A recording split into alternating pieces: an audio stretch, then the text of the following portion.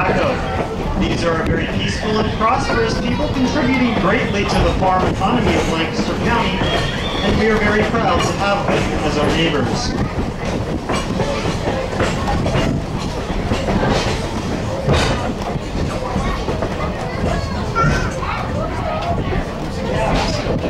Back around 1900, a narrow gauge railroad, the Lancaster, Oxford, and Southern, ran through the next valley off to your right.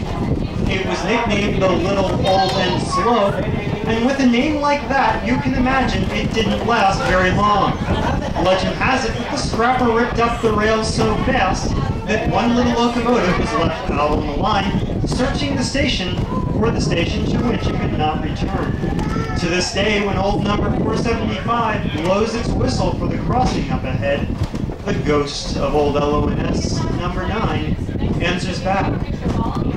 When we come to a stop, listen closely and see if you can hear the ghost whistle.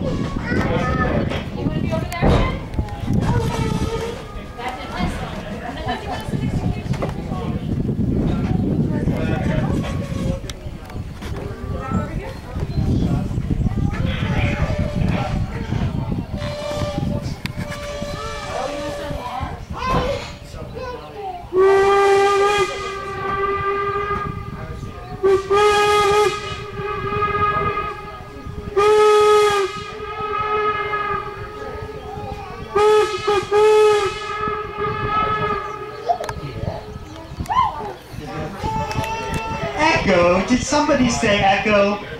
No, folks, that's not an echo. We have to pay that ghost 20 bucks a day to sit out there and do that for us. That makes him the highest paid employee on the railroad.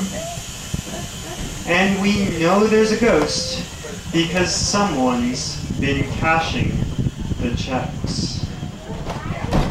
Speaking of ghosts, that's Carpenters Graveyard coming up. Carpenters Crossing is next. Carpenters.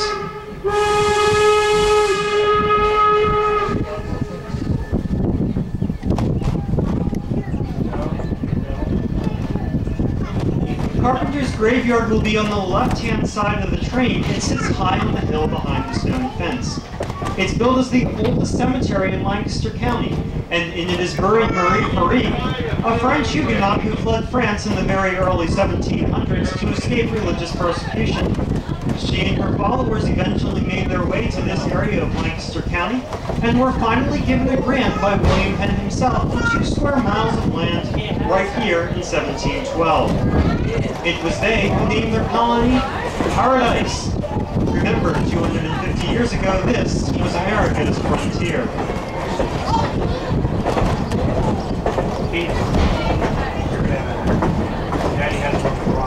Now, you folks up at the head end of the train will notice that we're going up on a hill, and shortly we'll be crossing a bridge.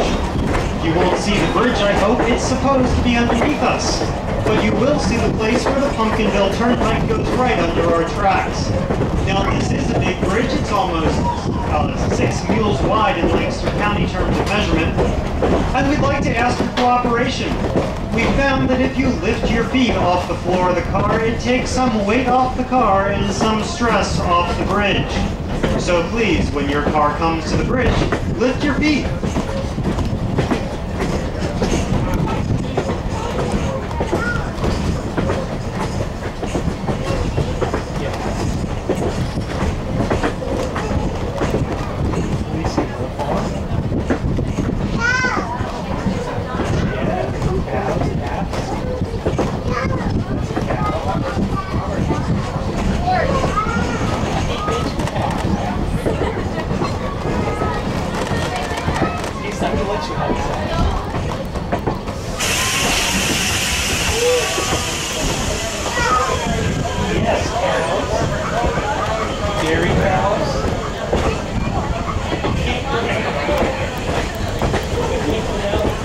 For the past few miles, we've been traveling through the heart of what is commonly referred to as the Dutch country, the fertile farmlands of the Plain people, the Mennonites, the Dunkers, and the Amish.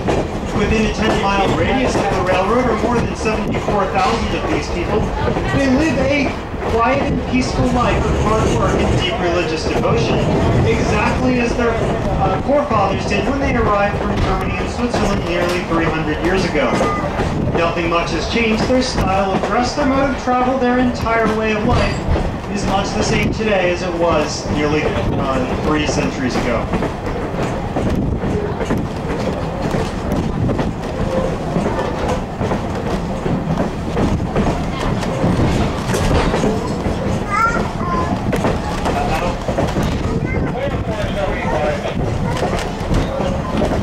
Amtrak's Keystone corridor.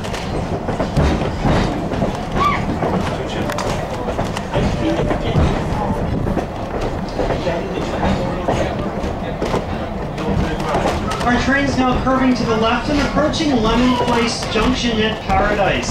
We won't be traveling all the way into Lemon Place Junction today because of track maintenance going on the runaround track at the junction. Instead, we'll be stopping just a short distance ahead, a few hundred yards short of our usual stopping point. This gives us an excellent opportunity to see something that we don't normally get to see when we travel all the way in and stop. If you'll take a look off to your left, you'll soon see a stand of trees out through the trees right alongside the train. The tallest one of those trees, close to the right, has a dark mass near the top. That dark mass is an eagle's nest. There are 2 adult eagles, and we've been told 2 eaglets as well. We haven't seen the eaglets yet, but you can usually see the adult eagles standing guard over their nest.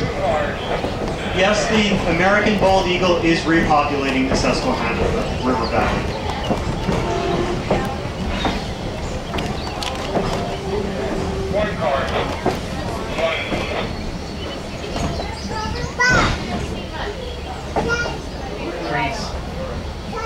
Trees.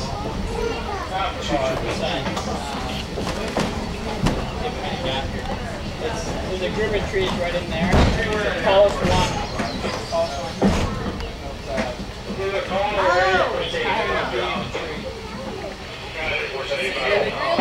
The remainder of our trip will be spent retracing our route back to Strasburg.